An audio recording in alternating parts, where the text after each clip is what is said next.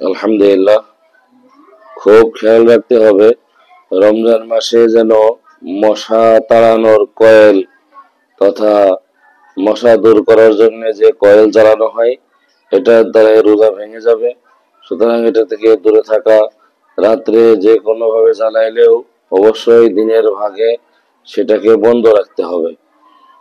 ওইরকম ভাবে আপনি খেয়াল রাখতে হবে এর দ্বারা যে সমস্ত কাজ দ্বারা রোজা ভেঙে যায় এইগুলো কাজ আমার কাছে এসে না পৌঁছে যায়।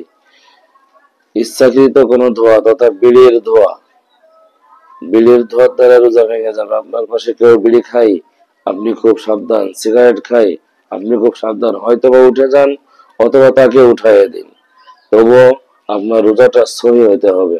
ওইরকম ভাবে রোজা রাখা অবস্থায় দিনের বেলা, দিন অথবা সূর্যের অস্ত যাওয়ার আগে গোল ব্যবহার করা, মাজত দ্বারা দাঁত পরিষ্কার করা, এগুলো থেকে বিরত থাকতে হবে। এর দ্বারা রোজা ভেঙে যায় এবং ভেঙে যাওয়ার সম্ভাবনা অনেক বেশি।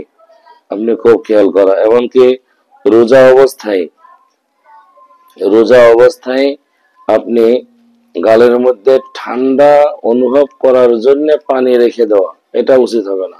এতে অনেক সময় রোজা ভেঙে যাওয়ার সম্ভাবনা থাকে। এমনি নামাজের জন্য উজু করছেন অথবা কুলি করার দরকার, কুলি করলেন, এর দ্বারা সমস্যা হবে না। গালের মধ্যে ঠান্ডা অনুভব করার জন্য পানি রাখা, এটা সঠিক হবে না।